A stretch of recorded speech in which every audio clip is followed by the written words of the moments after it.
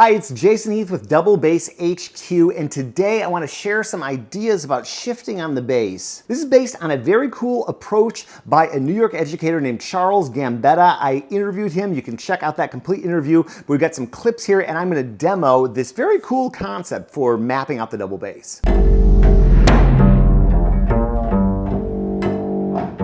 Most of us as bass players abandon the traditional positions for one reason or another. They're a little verbose, and they never, for me, really helped me get an understanding of the whole fingerboard. Most of us bass players look at the fingerboard in two ways. That is the Simandl position system or the Roboth system.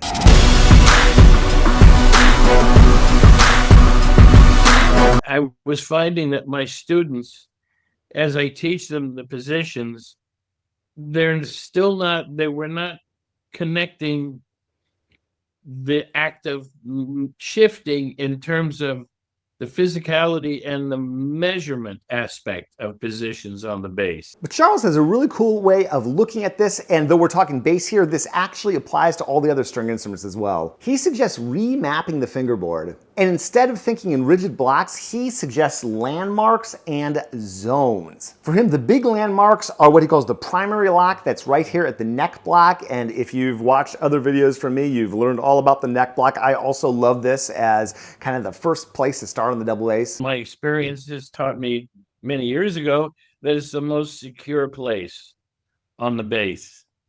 That's it's barring any other issue you might have with intonation, you can find that spot very easily.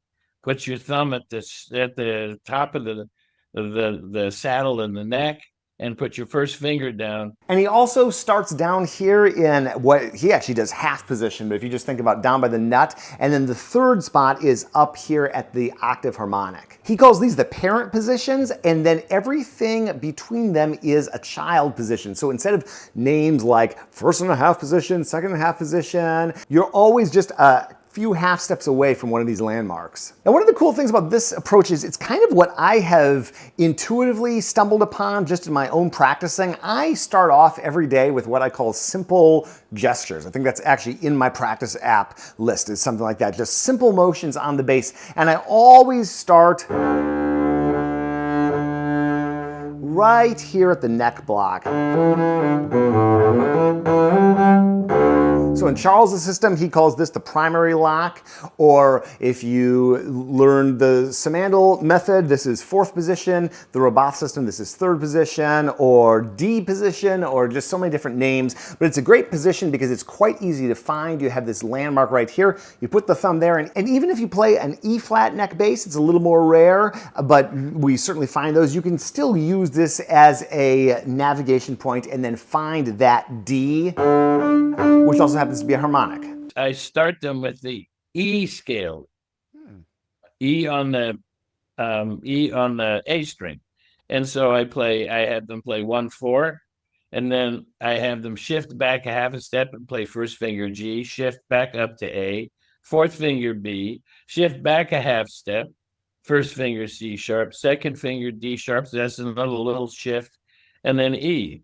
And I find that very well. And I find that in a lot of cases, especially with the younger students, they struggle to reach a whole step in the first position in the Simandl system. And I get them comfortable there, and then I work them back, open up both directions. So they're busy shifting up. By the time they get back to what was first position, they're also shifting to the octave very comfortably. I love going between here and down to first position, or what Charles recommends, finding that A flat right there, so the secondary lock, and then this octave right here as the third lock. I just go between those every day.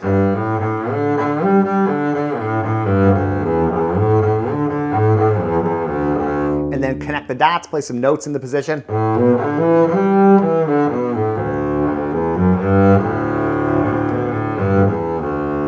And Charles takes a similar approach. It's a different animal than violin, viola, and to some degree cello, because our fingerboards are a yard long.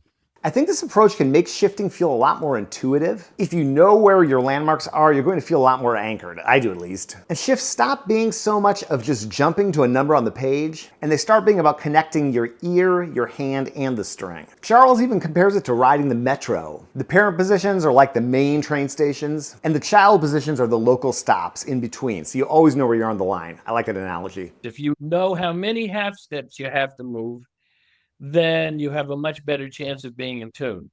And it's hard enough when you're on one string, but when you're crossing strings and shifting, it gets more complicated. Because let's say you're on first finger E on the D string, first position. Well, 1 plus, I'm going to start using my terms. That's 1 plus 1, Roman numeral 1 plus Arabic numeral 1. And you want to go to fourth finger A, for whatever reason, right? That's on the D string. So there's a problem because there's the interval between E and A, which is a perfect fourth, but then there's the shift interval, which is still you're still moving between E and A, but you're moving from first finger to fourth finger. So it's not going to be a fourth. It's going to be a minor third. It's going to be 3 half steps.